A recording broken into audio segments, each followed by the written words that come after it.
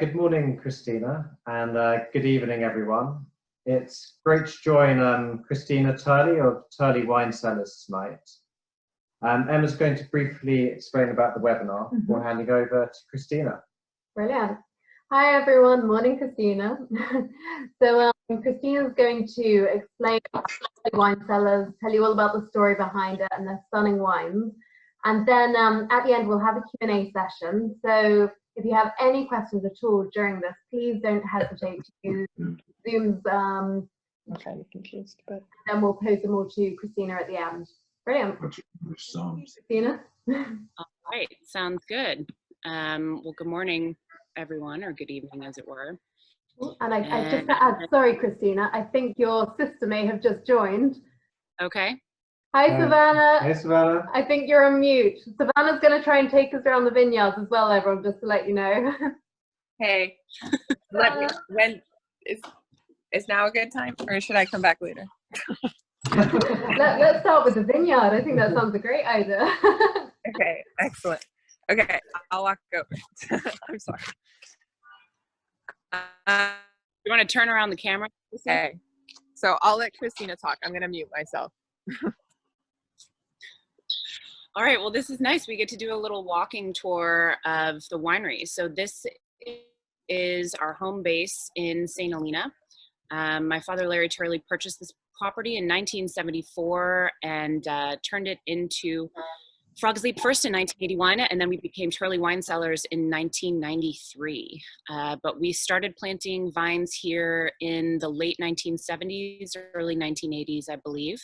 And the vines that you see on the left there are some Zinfandel vines planted in the mid-90s.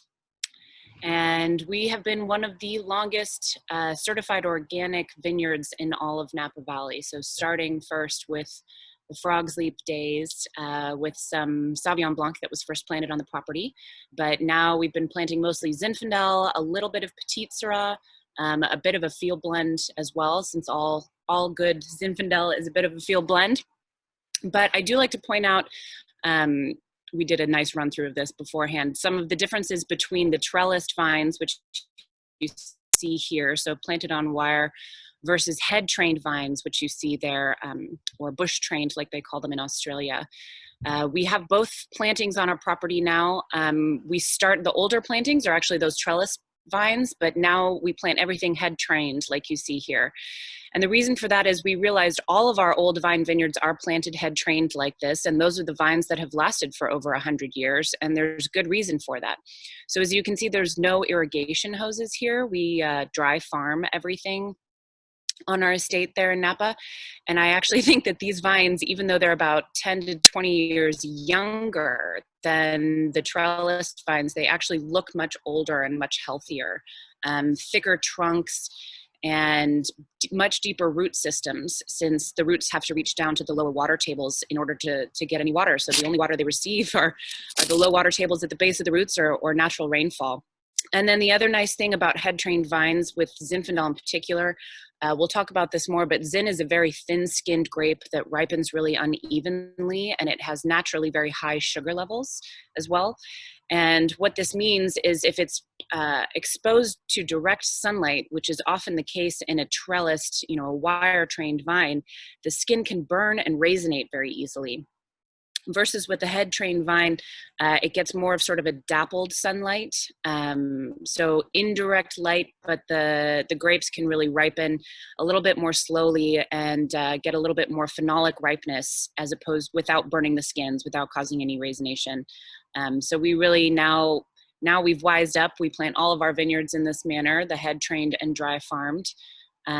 We still have these in the ground, obviously, because it's very expensive to rip up vines, but the vast majority of our vines are head trained now. So you can see you can imagine these are a little more exposed to direct sunlight. Those are the little baby blossom grapes there. And these are, like I said, much older vines, but the root systems are much more shallow, since the roots are getting all of their water just directly from the emitters, from the irrigation hoses. So these vines actually don't tend to last as long. This is how you see all vines planted in Napa Valley. This is the modern common way to plant vineyards.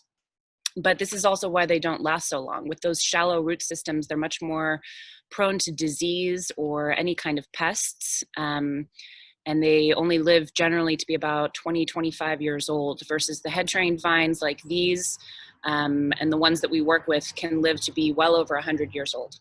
So that was the idea with planting these vines here on our estate in St. Helena.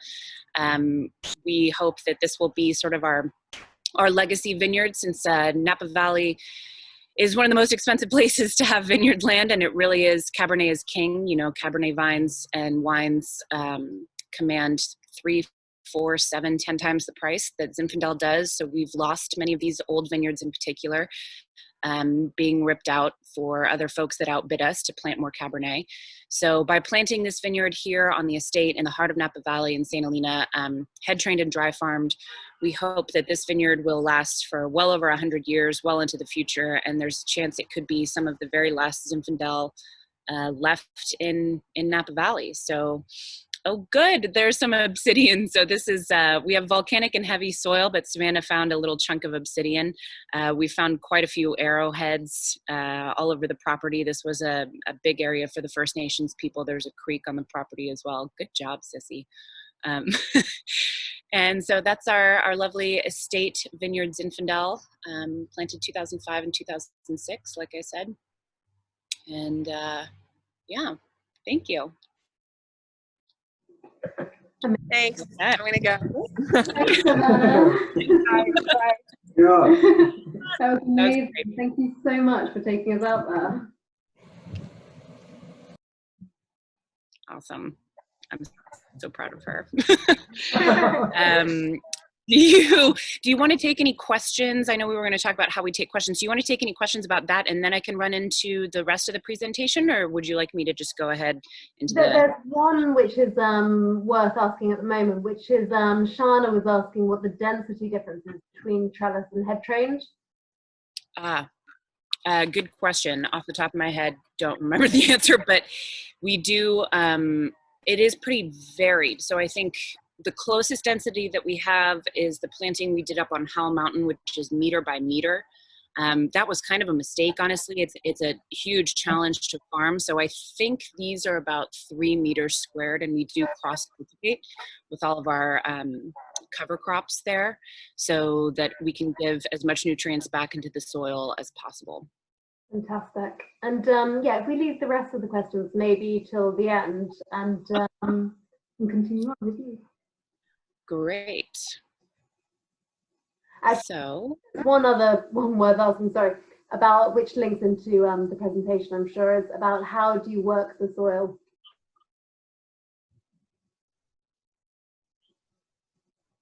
Very gently and carefully. Well, like I said, we farm everything organically. So many of our vineyards are certified organic by the CCOF. So that's the California certification of organic farmers, farming. And we do plant cover crops. So it's generally a mix of vetch and legumes to put nitrogen back into the soil, to put back in essentially what the vines take out. And you'll often see mustard. That's one of the most common ones in Napa Valley. We have that as well.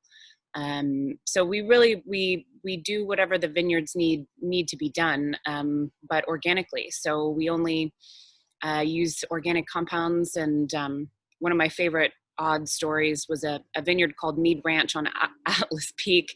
When we first started working with this vineyard, there were nematodes which attack the root systems, but we're all organic, so we can't use pesticide or anything. So what they did is they found a particular clone of that mustard flower that was particularly pungent, really strong and powerful, and planted in the vineyard, let it bloom, and then disked it so that the flowers all went underground. And essentially it created like organic mustard gas and killed all the nematodes. It's a little bit of a grim story first thing in the morning, but I think it's kind of interesting. Healthy terrorism. So let's jump in here. So I want to also say thank you everyone for joining me, and please bear with me since I've made some changes to this presentation very recently, but they're all for the better. I thought we could do a little history of Zinfandel, how it came to California, and what it is exactly. So many of us are familiar with the origins of all of the noble varieties that we know, like Cabernet Sauvignon, Pinot Noir. But Zinfandel's origin is actually the Dalmatian coast of Croatia. So it was first discovered in 2002 that this was the origin of the grape that we know and love as Zinfandel by the longest, I think, most original name, oldest original name we have for it that Jancis Robinson uses is Tribidrag. So they have evidence of Tribidrag cultivation going back into the 1400s. This was definitely one of the areas that was most invaded, since there's quite a bit of coastline and islands and things like this. So I believe it was around the 1400s that this coastline in particular was actually Venetian. So there's a very good chance that if you were drinking red wines in one of those masked Venetian balls, that you were actually drinking Zinfandel, or as they called it, Tribidrag. And then today, the name for it in Croatia is Sirljenik Kaštelanski, which is essentially just consonants, no vowels in that word, basically. So in the 1800s, this part of the world is part of the Austro-Hungarian Empire. And this is important because we think that this is the way that Zinfandel eventually made its way to the United States. Is there was a very large vine nursery in Vienna, the Imperial Vine Nursery, and that is most likely where Zinfandel was first sent from Vienna to the east coast of the United States, to Long Island and New York. I have a very unscientific guess as to how Zinfandel got its name. It's been called all manner of different things, right? So we've seen Tribidrag, Primitivo, which many people are familiar with in Puglia in Italy. That is the same grape. It is identical, genetically identical, but it is a different clone, as it were. And so you have Tribidrag, Primitivo, Sirljenik Kaštelanski, and then all of a sudden Zinfandel, which comes absolutely out of nowhere. My, like I said, very unscientific guess is that it was actually perhaps mixed up with another Austrian grape called Zinfandel, and maybe a little bit misspelled. It's a very American thing to do, to take something from somewhere else and then just change the name to something that we can spell or pronounce a little bit more easily. So, like I said, my very unscientific guess. And then we have, like I said, evidence of cultivation back to the early 1400s, then sent to the East Coast in the early 1800s from the Austrian Imperial Nursery in Vienna. We first see it written as Zinfandel in 1832 in an ad, a nursery ad in Boston. And then we know that it was sent to California in an early shipment for the gold rush prospectors around 1850. So the gold rush was one of the main things that brought immigrants into the state of California in particular to mine for gold in the Sierra Nevada mountains. And once the gold was all dried up, they planted vineyards. So actually most of the very, very oldest vines in California are found in the foothills of the Sierra Nevadas.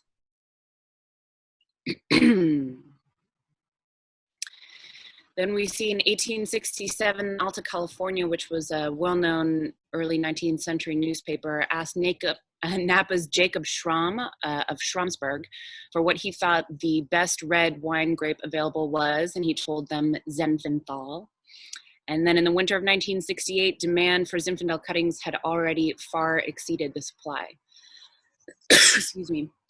Not too long after that, the United States Department of Agriculture report praised Zinfandel for making a, quote, very fine red wine resembling the finest brands of claret imported. You'll see this a little bit throughout the presentation, but since we're very young as far as winemaking culture goes in the United States, we you know, certainly in the 1800s didn't have any of our own terms. So we can only use the old world terms for these various wines that we were making. But I do love that claret was one of them.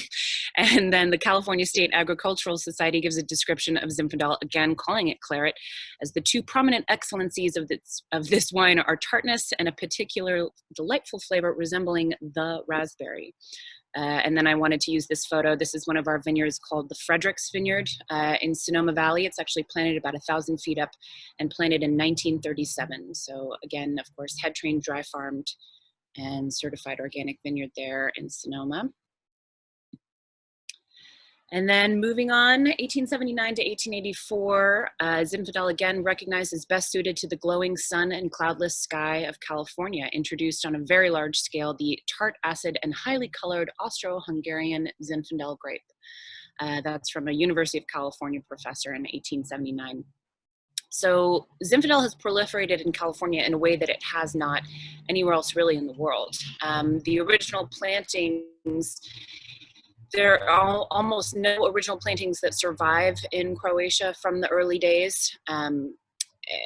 They've started planting more of it since we've discovered that that's the origin, and now that they know that it's popular, at least in the United States, and they are often now putting Zinfandel on the label, but still the amount of plantings in Croatia are minuscule at best. And then we do have Primitivo in Italy, but I would put that probably pretty far down the list of well-known, excuse me, Italian grape varieties and Italian wines, whereas Zinfandel, especially in California and the United States, was the most widely planted grape. Already by 1929, it was the most widely planted grape in all of California, remained completely dominant until 1998. Today, it is the third most widely planted with almost 41,500 acres, second to Cabernet Sauvignon and Pinot Noir. But it's clearly very, very well suited to California. We have a very wide diversity of soil types in California. In fact, Napa Valley was one of the places where they first proved tectonic plate theory, because you have volcanic soil on the east side of Napa, like you saw in our estate vineyard, those big chunks of obsidian. And not far away at all, at the base of the Mayacamas Mountains, that's all uplifted seabed. So how could you possibly have those two completely different soils and completely different origin soils literally right one on top of the other? And it's one of the reasons we can make such a vast, diverse type of plantings in California. We don't have the same kind of history, like I've said, as they do in the old world with plantings that go back to the early, Roman centuries. But we have volcanic soil, uplifted seabed, sand, like you see here. This is the Evangelo vineyard, planted in the late 1800s, 1880s, 1890s. We also have quite a few vineyards here in California, especially that we work with at Turley, that are planted still on their original roots. So they are ungrafted, something that is almost impossible to do anywhere else in the world. Very, very rare, but lucky. We get to see what the vines still taste like and the kind of wines that they make 100 plus years later. All right, so more co-opting of old world terms. This is probably not necessarily something you guys will be aware of, but California Hardy Burgundy was the most popular style of wine in the United States in the mid-1960s. Hardy Burgundy was a blend, but it's generally a Zinfandel-based blend. And it was bottled, like you can see on the cover of Time magazine there, primarily by Gallo in that style of bottle. This is the only wine to ever be on the cover of Time magazine. It was on the cover of 1972, considered by far the best wine value in the United States. And it was on the cover because this was the first time that the US was recognizing wine that we made ourselves here in this country. Prior to that, it had only really been imported or kind of hybrid type grapes, but nothing really that had proliferated. But thanks to California Hardy Burgundy, the Zinfandel-based wine was largely responsible for bringing Americans to wine, and particularly to American wine. So now introducing it to be a normal thing that you see on the table. Remember, we did have prohibition in the United States that started in 1919. Prior to that, we did have hundreds of thousands of acres of grapes planted, but most of that was ripped up during Prohibition. A couple of plantings have survived. And as a result of that, there was about 13 years that Prohibition lasted in the United States, and many wine producers just left the wines in the vats during that time. So they often turned sweet and bottled it. So for a long time, the wine that was drunk in the United States was very, very sweet. But prior to Prohibition, I think it was something like 75% of the wine production and consumption in the United States was dry. And then post-Prohibition, it was the only wines that could survive that stayed hardy enough were the sweet wines. So that's actually, we have Prohibition to thank for the sweet wine American palate that's still somewhat dominant. But that percentage sort of reversed after Prohibition. It became 75% sweet wine consumption and only 25% dry. And then, of course, no conversation about Zinfandel in the United States is complete without talking about white Zinfandel. White Zinfandel was best known as a sweet rosé. So the very first vintages of this were the early 1970s, and in fact, they were dry. But one year they got a stuck fermentation, so not all of the sugar ate all of the yeast, or not all of the yeast ate all of the sugar, and they still bottled it with some residual sugar, and it sold out, I think, within 2 days of the tasting room at Sutter Home. So this took off. It was the best-selling wine in America for over a decade. And to my knowledge, it's the only wine in the Smithsonian. The Smithsonian is the largest museum in the world in the United States, and it's all of the American sort of cultural museums. So it's our technical achievements, NASA, the space exploration inventions, things like that, and a bottle of California white Zinfandel. This is a wine that's close to my heart. I love this. We do make one at Turley, but it's not sweet. It's Provençal style. It's bone dry. But this wine, the original production was from Sutter Home and won a Distinguished Service Award in 1994 for, once again, having introduced more Americans to wine on the table than anyone in history. So I do think that it's very important to realize Zinfandel's influence, especially here in the United States. It really is the grape and the wine that we have to thank for there being wine on our tables in the first place, for the reason why many people have an appetite for wine here in this country, and why we can import and make our own wines now from all over the world. So a couple of the characteristics of Zinfandel. This is a great photo to really illustrate just how uneven ripening this grape variety is. You can get raisins and green berries on the very same cluster, like you can see there. So it's an extremely versatile grape. It can grow through all of those diverse soil types in all of California. It's very transparent as well, so it really showcases all of the site characteristics better than any other variety. This is not my quote. This is actually William Kelly, who covered California wine for The Wine Advocate. And when he came and tasted through the nearly 50 wines that we make at Turley, he said he believes that Zinfandel is the grape best suited to show terroir in all of California. I might be biased, but I do in fact agree. Old vine vineyards. This is something very important, of course, to us at Turley, but also here in California. All of the oldest vineyards in the state of California are planted to Zinfandel. It is typically field blended, especially in these old vineyards. The most common interplanted varieties you'll see are Petit Syrah, Carignan, Mourvèdre, which we call Mataro here in California, Alicante Bouschet, which is a Teinturier, as well as Trousseau Noir. In fact, one of our sort of Grand Cru vineyards in California, the Hain Vineyard Zinfandel, planted in 1902, the second most widely planted red grape in that vineyard is in fact Trousseau Noir from the Jura. So you can get a very wide range of flavors from these wines, especially due to that uneven ripening. Green, red, black, raisin berries within all the same cluster, but it is also naturally very high in acidity and can maintain that acidity even at medium to high sugar levels. So a little bit of the history of Turley Wine Cellars. This is the overhead view you can see of us here in St. Helena, just north of the town of St. Helena in Napa Valley. So we were founded in 1993 by my father, Larry Turley. Like I said, prior to that, he founded the Frog's Leap Winery in 1981. And then he sold his half of the winery to his partner in Frog's Leap, John Williams, to focus primarily on Zinfandel and Petit Syrah, especially old vine vineyards of those two varieties, which is what we do now at Turley. So we started with 6 wines in 1993, and like I said, we're up to nearly 50 today. And it's very much a family affair. So there are 4 daughters. You met the 2 bookends. Savannah is the youngest, and I'm the oldest. But the 4 stars on the corks and the capsules of all the Turley bottles, that's a little nod to the 4 daughters. And then Tegan Passalacqua is our winemaker. So I do understand it can be confusing in some instances. Helen Turley is my father's sister. She's my aunt. She was our winemaker for the first 2 years at Turley. She left right before harvest in 1995. Aaron Jordan took over for her. He was her assistant. And then Tegan started with us in 2003. He started first as a vineyard intern and then was hired very quickly to help us manage the vineyards. And he was very gradually and slowly stepped into the winemaking role under the tutelage of Aaron Jordan. I really hesitate to give any kind of drop-dead date as to when the wines were 100% made by Tegan as opposed to being 100% made by Aaron, because he just took on each responsibility very gradually. So I think he started making picking decisions in 2006, maybe started buying some barrels in 2007, and fully making the wines probably shortly after that. But he is really a phenomenal person, extremely smart, a viticultural vade mecum, also named the San Francisco Chronicle Winemaker of the Year and Wine Enthusiast 40 Under 40.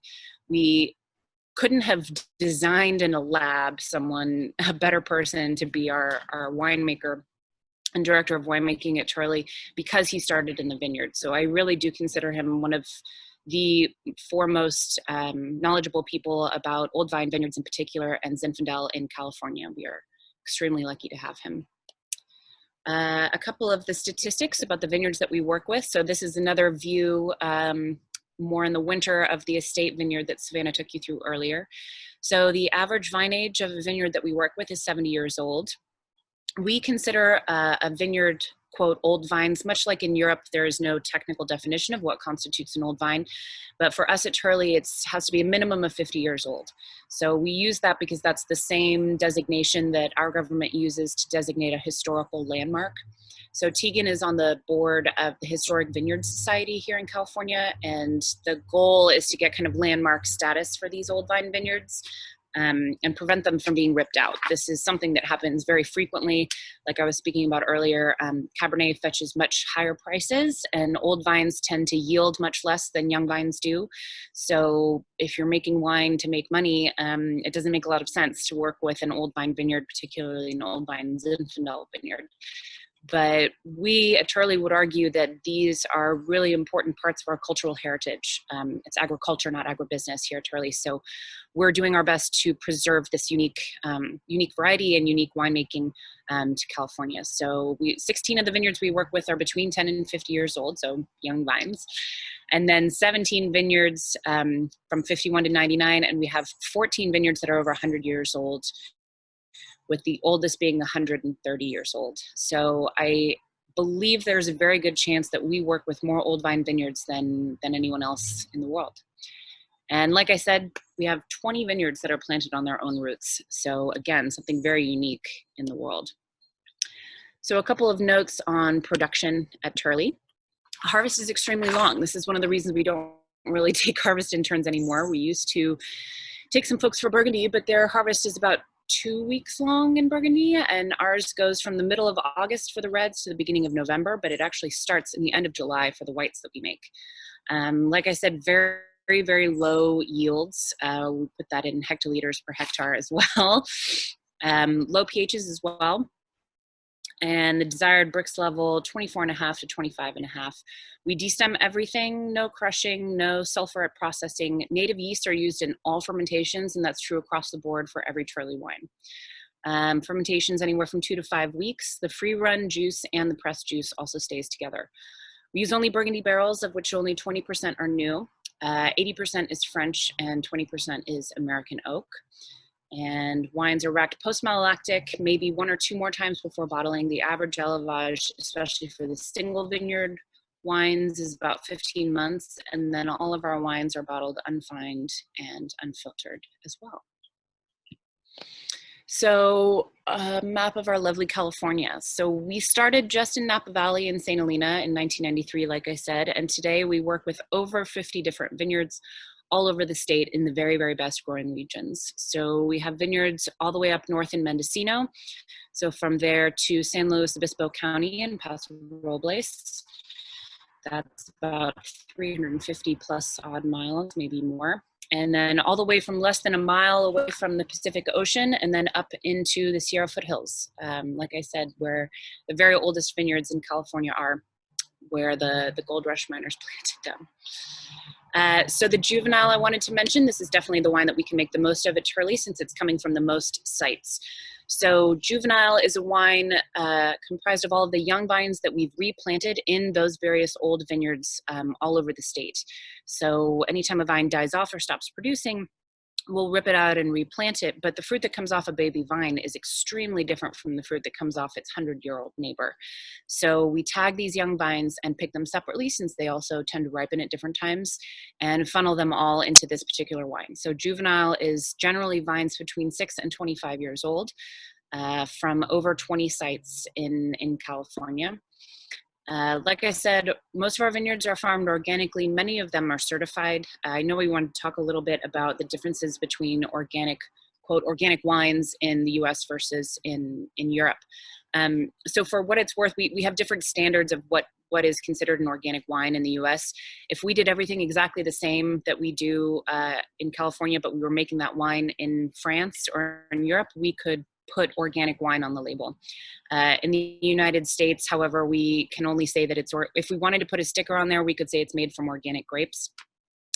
But we figured that's just, it's not worth it. But so this wine, if it were made in Europe, it would be called organic wine. In the US, the difference is if you use any sulfur whatsoever, you cannot label the wine as organic, despite the fact that sulfur is also an organic compound.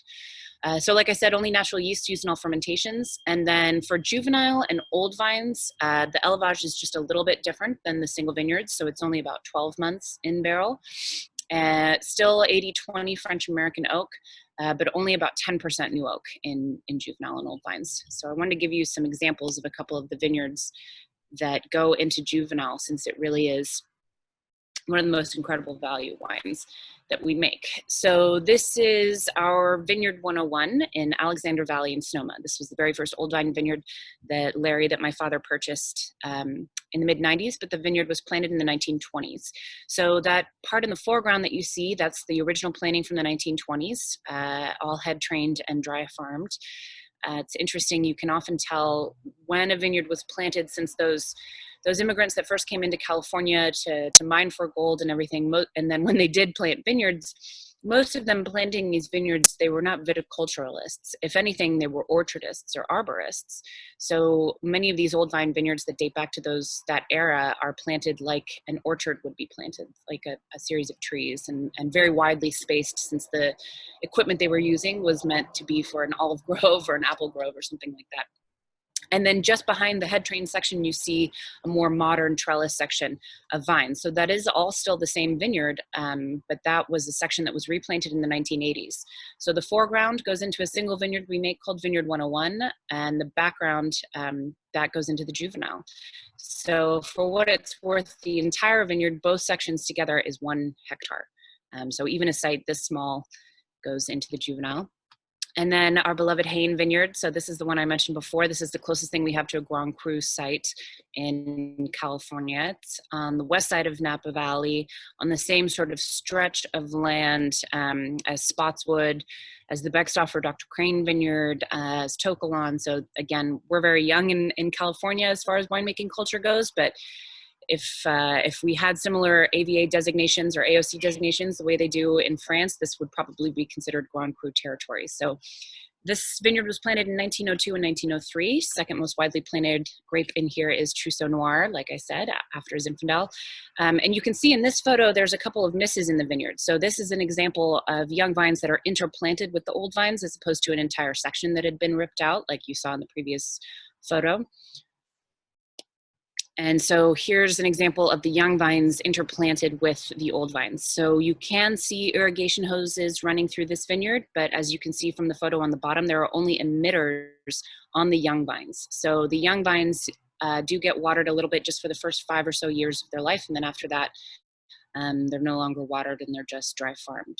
For what it's worth, when we plant a vineyard ourselves, like you saw in the estate vineyard, we don't bother with the irrigation hoses, and we just water those vines with the bucket for the first few years of their life.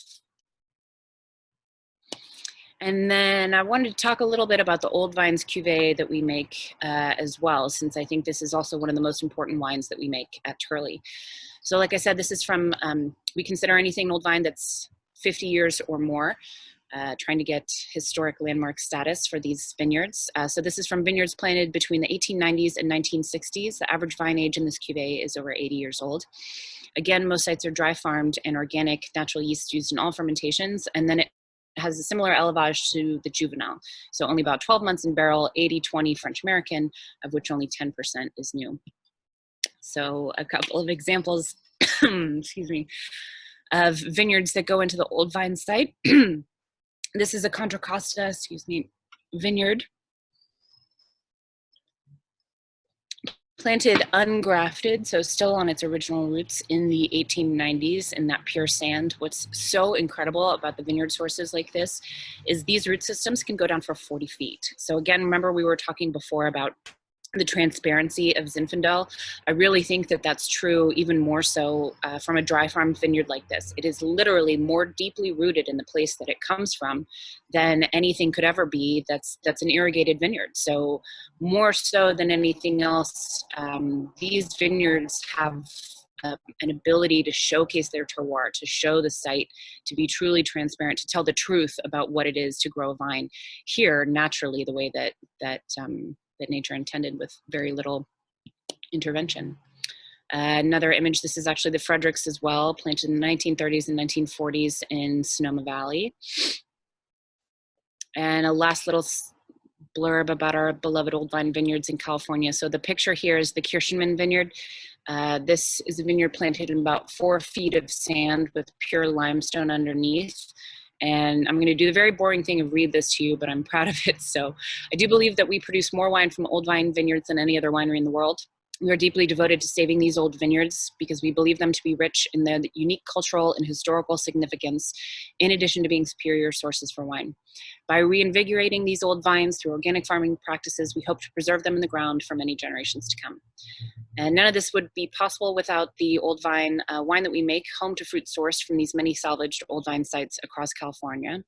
Through dry farming, deep root systems, and instinctively low yields, old vine vineyards produce naturally more complex, balanced, and sustainable wine that is also the truest representation of its terroir. If it weren't for our efforts to preserve these sites and to make this wine, many of these vineyards would have been lost, along with over a century of our cultural heritage. And that's it. Thanks, you guys. Amazing. Thank you, Christina. That was fascinating. I'm just trying to see how we can get you back on video. Are you able to pause the or remove that from the screen? Ah, fantastic. Amazing. Great. Thank you so much. We've got some questions here for you as well. Let me go to the Q&A. I'll do Merlin's first. Yeah, let's go. So there we go. Okay. So we've actually been really enjoying the 2009 Petit Syrah, which was left over from the Sego Award event. Merlin's just got a thing about the grape varieties which you guys use. So obviously you're Zinfandel specialists, but what's the kind of split between Zinfandel and Petit Syrah, if you've got any other grape varieties as well? Yes. So of that nearly 50 wines that we make, I think over 40 of them are Zinfandel. So it's by far the vast majority of our production. We make, I think, 5 or 6 different Petit Syrahs. It's a really interesting contrast between those two wines, right? Zinfandel is a wine that traditionally is drunk young. We generally say 3 to 5 years is the sort of normal aging time for these wines. You, of course, can age them for longer, but it's very much a personal preference. My father likes the wines straight off the bottling line. We have many customers who won't touch the wines for 10 years. But it is a wine that, for all intents and purposes, is mostly drunk young. Versus Petit Syrah. So Petit Syrah is it's a cross between Pelersan and Syrah. It originally comes from the Rhone Valley in France. In France, it's known as Durif, D-U-R-I-F. And much like Zinfandel, although it comes from somewhere else, it hasn't really made its name outside of California. It's kind of the only place it's really known. So we call it Petit Syrah because at first it was mislabeled or misnamed, and everyone did think it was Syrah. They just are smaller berries and smaller clusters. We still spell it with the old world spelling of Petit and Syrah, with my dad's reasoning being that you don't change the spelling of your last name for your kids, and since Syrah is one of the parent, that's how it's supposed to be spelled. So Petit Syrah is one of the, and I can tell you've been drinking it because you have the Petit Syrah mouth.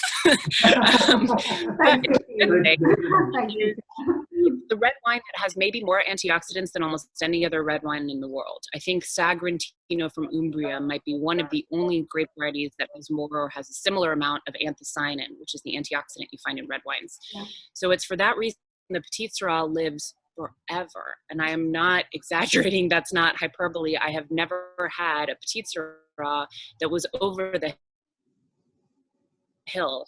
We have a famous restaurant here in US, in Tampa, Florida, of all places, called Burns Steakhouse.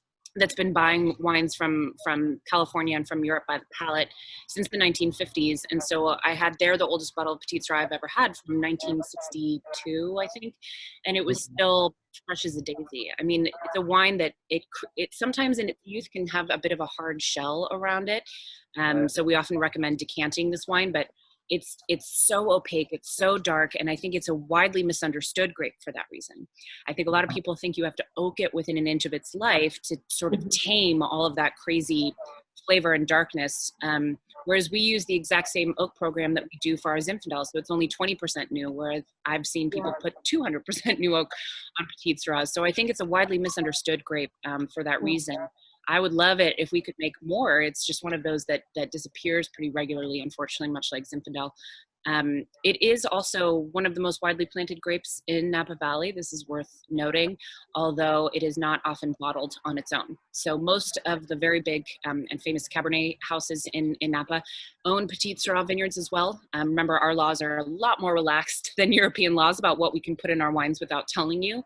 So it only has to be 75% of the variety on the labels.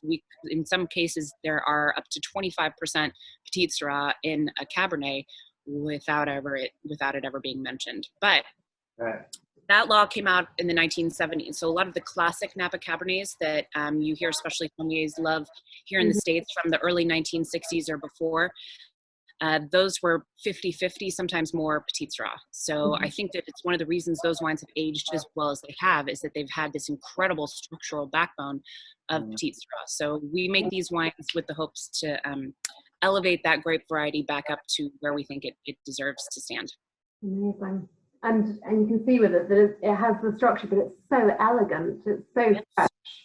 Right. I mean, I think it's one of the most elegant, incredible wines. It is an epiphany wine. When I was working as a sommelier in New York and sort of wondering what my next step was going to be, I was in a little wine bar called Terroir, and I had both of my wine epiphanies in this same place. The first one was that there was no reason that white Zin had to be sweet, that we could make a rosé, dry rosé from Zinfandel, and that maybe that would hit a nerve with a lot of nostalgia for people here in the States, and could be also just a delicious, fun, easy to drink rosé. And that was born into the Turley white Zinfandel, and I think that was the wine that made me get Forbes 30 under 30, because bringing back the whole white Zin thing in the US, but putting it on a pedestal and elevating it to the same level as the other dry rosés of the world. And then I remember having, it might have even been, I think it was in 1996, Hain Petit Syrah. And I think I drank it on my last night in New York, wondering if I was making the right decision by moving home to go work for our little home winery, as opposed to staying and working at Momofuku in New York City with my big glamorous sommelier life and drinking that wine. I was like, I made the right decision. This is the right thing to do. This deserves to be in as many of the great restaurants of the world as I can possibly get it into. So we've got about 10 minutes left, and we have quite a few more questions to pose to you. So got one from Amber at Davies and Brook, who looked after us when we had lunch there back in March. And so she's asking about, so you mentioned about organic earlier on, and the differences between what it is over here and what it is where you are in terms of legislation. She asked about copper in the vineyards, because over here, obviously, you can use copper to a certain amount with organic. What are your thoughts on copper? That I'll have to ask Tegan about. To my knowledge, I don't think we use it at all. Yeah? Yeah. Okay, fantastic. Yeah, so we'll come back to you on that one, Amber. And then we have another question from Amber as well, actually, asking about your favorite vintages in the last decade. It's like asking me about my favorite children. Which obviously I have them. Just kidding. So I think the best, let's see. I do love the 2009 wines. 2007 and 2009 from 2010 are probably my favorites. I loved the 2011 vintage. That was not a popular one in California, but you have to keep in mind that popular vintages in California are usually used to describe Cabernet. They're not generally speaking about Zinfandel or any other wine. Was it a good vintage in California does not necessarily mean was it a good vintage for all wines. It usually is used only to define was it a good vintage for Cab. But Zinfandel ripens really early. Remember, we start in late July, early August. So 2011 was actually one of my favorite vintages, even though it was a very cool year.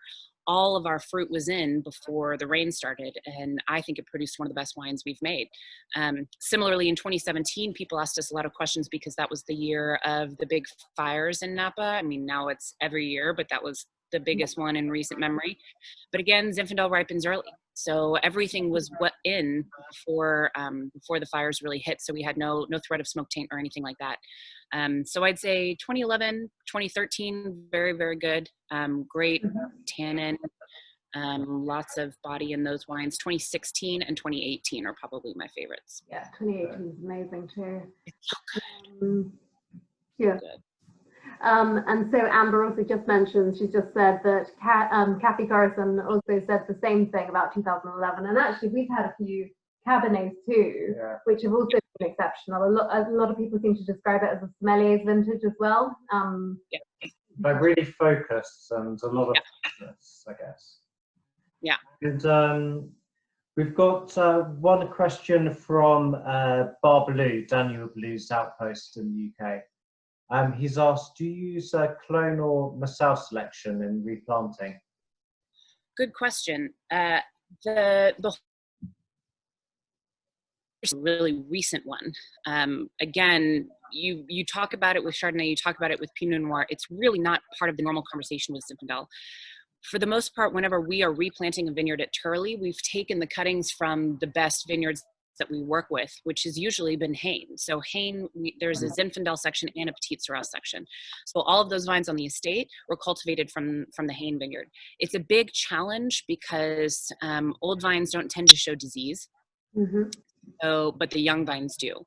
So you'll often have to plant several times over to overcompensate the ones you might end up losing to disease that shows up in the young vines that you didn't already see. Very recently, UC Davis has cleaned up a couple of clonal selections.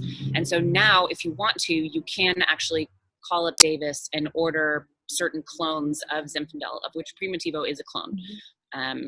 So we've never really done that sort of order a test tube baby kind of thing for a vineyard. We've always just taken cuttings from other vineyards that we work with and replicated it on our property. We did the same thing with the Library Vineyard, which is one of the most varietally diverse vineyards in California, Northern California, and St. Helena. Took cuttings from the entire vineyard, DNA mapped it, and replicated it on our estate. So we've got cuttings of, or vines now that are growing of, I mean, it's over 25 different grape varieties, including all sorts of things from Greece and Italy that had all but disappeared, Sicilian varieties that are extremely rare, that were all just growing on these 100-plus-year-old vines in a rundown vineyard in downtown St. Helena. Fantastic. And so I've got a question here about Trousseau Noir and asking whether you produce or plan to produce 100% Trousseau Noir wine. No plans in the near future. We are planting some on the estate vineyard, in that vineyard you saw that my sister showed you, because that's the largest area that we have. So we've done the opposite of what everyone else in Napa's done. We bought about 30 acres of a Cabernet vineyard neighboring our property, and we've so far ripped out about 2/3 of it to replace it with head trained dry farm Zinfandel. But like I've said, all of the best vineyards we work with are field blends. That is the traditional truth for all vineyards, old vine vineyards in California. So you see a lot of, like I said, Alicante Boucher, Petit Syrah, Carignan, Mataro, and all sorts of other things. So we're very accustomed to working with these field blended wines, and we also think that these are the wines. The field blend vineyards are the ones that produce the very best wines that we make. So we have taken some cuttings of that Trousseau and replicated them on our property, but I think it's going to go into the estate Zin eventually rather than be made on its own. The whole idea being it's a sum of its parts, not just the parts. Sure. And we have a question asking, can I ask how Turley found working with the Casa Nuestra vineyard? I hope I pronounced that right. And making Yes. It's from watching Narcos on playback. But and making wine with such a large amount of grape varieties in it when you have mostly worked with varietals is the question.